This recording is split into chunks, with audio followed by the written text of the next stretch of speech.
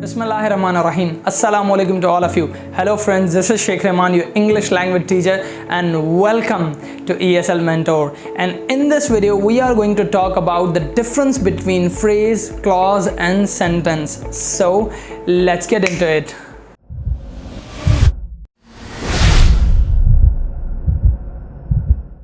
Alright, welcome back. तो topic की तरफ चलते हैं, लेकिन उससे पहले आपसे एक छोटी सी गुजारिश के कर दो भाई, लाइक कर दो, वीडियो को ज़रूर लाइक कर दें और चैनल को भी सब्सक्राइब कर दें अगर आपने नहीं किया तो। अच्छा, सबसे पहले हम फ्रेज़ की बात करते हैं। देखिए, phrase is a group of words, clause is also a group of words and sentence भी ग्रुप ऑफ वर्ड्स ही होते हैं। एक चीज़ जो इनके अंदर ये सिमिलर है कि ये तीनों के तीनों ग्रुप ऑफ वर्ड्स ही हैं, लेकिन जो दूसरी पॉइंट है वो ये कि phrase is a part of sentence. Phrase एक जुमले का हिस्सा होता है। Likewise clause is also a part of sentence. Clause भी जुमले का ही एक हिस्सा होता है और सेंटेंस इज़ अ होल, मतलब सेंटेंस मुकम्मल होता है और ये फ्रेज और क्लॉज दोनों सेंटेंस के ही पार्ट्स होते हैं। ये चीज़ आपने याद रखनी है। अब इस पॉइंट को थोड़ा एग्जांपल से समझते हैं। इस जुमले की तरफ आते हैं कि whenever Zuhaib comes late in class, sir Babar always gets angry.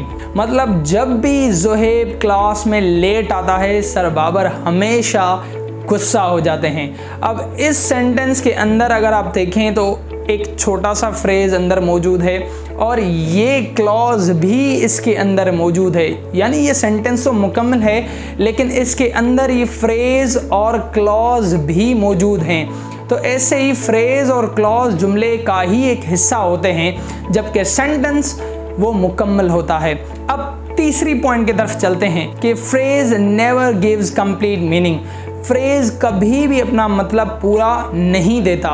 अब इस पे मैंने पहले से ही एक वीडियो बना के रखी है, उसके अंदर मैंने डिटेल में एक्सप्लेन किया है कि फ्रेज कैसे अपना मतलब पूरा नहीं देता।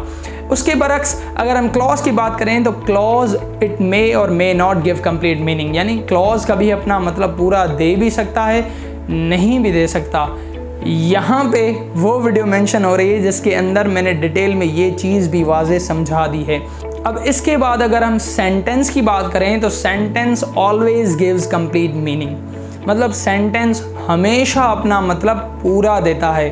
अब इस पे भी ऑलरेडी मैं एक वीडियो बना चुका हूँ, यहाँ पे वो मेंशन हो रही है, आप देख सकते हैं। उसके अंदर भी मैंने ये चीज़ डिटेल में एक्सप्लेन कर दी है। लेकिन जो फोर्थ पॉइंट है, आखिरी चीज़, ये मैंने पहले किसी वीडियो के अंदर डिस्कस नहीं की, तो अब उसके तरफ चलते हैं कि phrase never contains a subject and verb combination, यानी फ्रेज के अंदर कभी भी सब्जेक्ट और वर्ब एक साथ नहीं आ सकते। अब अगर इस जुमले की तरफ हम चलते हैं, I often play football in evenings, मैं अक्सर शाम को फुटबॉल खेलता हूँ। अब इस जुमले के अंदर ये जो अंडरलाइन पार्ट है, अगर मैं आपसे पूछूं कि क्या ये फ्रेज है या नहीं, तो आप क्या बताएंगे? डेफिनेटली नहीं, क्योंकि इस अंडरलाइन पार्ट में एक सब्जेक्ट और एक वर्ब एक साथ आ चुके हैं, जिसकी वजह से ये फ्रेज नहीं है। आपने ये चीज़ हमेशा याद रखनी है कि फ्रेज कभी भी सब्जेक्ट और वर्ब कॉम्बिनेशन नहीं होता। अब इसके बरक्स अगर हम क्लॉज की बात करें तो it has only one subject and one main verb. अब जिन्होंने मेन वर्ब नहीं पढ़ा तो फ़िलहाल एक छोटे से एग्जांपल से मैं आपको ये बात समझा देता हूँ कि जिस सेंटेंस के अंदर एक्शन होता है वहाँ पे एक्शन वर्ब मेन वर्ब होता है, और जब किसी सेंटेंस के अंदर एक्शन ही नहीं होता तो वहाँ पे दूसरे वर्ब्स मेन वर्ब्स हो सकते हैं, जैसे बी वर्ब्स, हैव वर्ब्स या लिंकिंग वर्ब्स।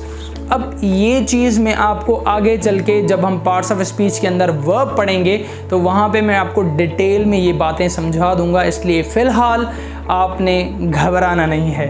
अब हम सेंटेंस की बात करते हैं कि sentence can have more than one subject and one main verb, यानी सेंटेंस के अंदर एक सब्जेक्ट और एक मेन वर्ब से ज़्यादा भी आ सकते हैं। हो सकता है जुमले के अंदर 2 सब्जेक्ट्स 2 वर्ब्स हों, हो सकता है जुमले के अंदर 3 सब्जेक्ट्स 3 मेन वर्ब्स हो। जितने क्लॉजेज एक सेंटेंस के अंदर होते हैं उतने ही सब्जेक्ट्स और उतने ही मेन वर्ब्स एक सेंटेंस के अंदर हो सकते हैं।